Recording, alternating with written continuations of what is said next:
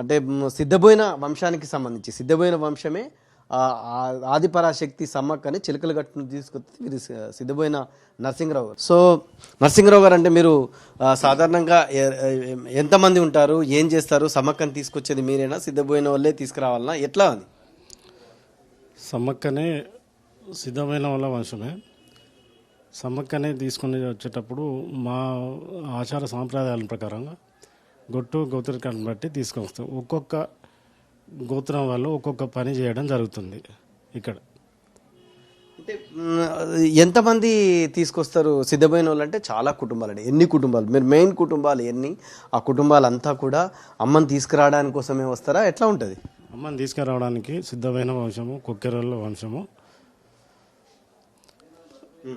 తీసుకురా అందరం కలిసి కుల పెద్దలు కలిసి అందరం కలిసి తీసుకొని వస్తున్నారు. ఎంతమంది తీసుకొస్తారు నరసింహరావు గారు?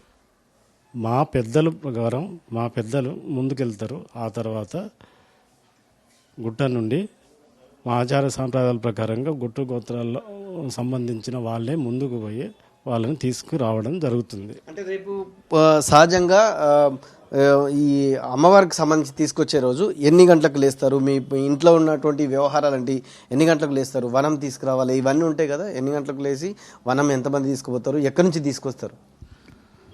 రేపు 4 గంటలకు, తెల్లారి గంటల 4 గంటలకు వనం తీసుకొని రావడం జరుగుతుంది. వనం తీసుకొని వచ్చిన తర్వాత సాయంకాలము వనం తీసుకొచ్చేటప్పుడు అంటే ఏం చేస్తారు, ఎట్లా? వనం తీసుకొని వచ్చేటప్పుడు వనదేవతను తీసుకొని వస్తాం. అందరు పూజారులు అందరం కలిసిపోయి వనదేవతను తీసుకొని వచ్చి గద్దె మీద ప్రతిష్ఠ చేయడం జరుగుతుంది. వనదేవతను తీసుకురావడం అంటే అక్కడ ఏం చేస్తారండి మీరు? అక్కడ కంకవనం పూజ చేసి కంకవనం తీసుకొని వచ్చి గద్దెలపై ప్రతిష్ఠించడం జరుగుతుంది. సో ఎంత దూరం నుంచి తీసుకురావాలి? ఏదైనా పక్క ఊరా, ఆ ఊర్లో ఇంకెవరైనా ఉంటారా? అక్కడ మీరు చేసేటువంటి కార్యక్రమాలు ఏంటి? మేము ముందుగానే కంకవనానికి పూజ చేయడం జరుగుతుంది. చేసుకున్న తర్వాత 1 కిలోమీటర్ దూరంలో అడవిలో నుండి కంకవనం తీసుకొని వస్తాం. తీసుకొని వచ్చి డైరెక్ట్ గద్దెపైకి వస్తారా, ఎట్లా? కంకవనం తీసుకొని వస్తూ పోతురాజు గద్దె అని ఇంగ్లీష్ మీడియం పక్కన ఒక పోతురాజు దేవుని గద్దె ఉంటుంది. అక్కడ మొక్కిన తర్వాత డైరెక్ట్ గద్దెలపైకి తీసుకొని వచ్చి ప్రతిష్ఠ చేస్తాం. అంటే ఆ కంకవనాన్ని అంతా కూడా గద్దె పైన పెడతారా, ఎట్లా? గద్దె పైన పెడుతున్నాం. కంకవనం ఏంటిదంటే సంతు పిల్లలు కాని వాళ్ళకు పిల్లలు కలగజేయడం. ఆ కంకవనం తీసుకొని వస్తే వాళ్ళు సంతు పడడానికి వాళ్ళు అక్కడ పడుకుంటారు. దాని మీద నుండి దేవుడు దాటి వస్తే సంతు అవుతుంది, అమ్మవారు తొక్కితే అనే ఉద్దేశంతో అది ఆచారంగా వస్తున్నది ఆనవాయితీ.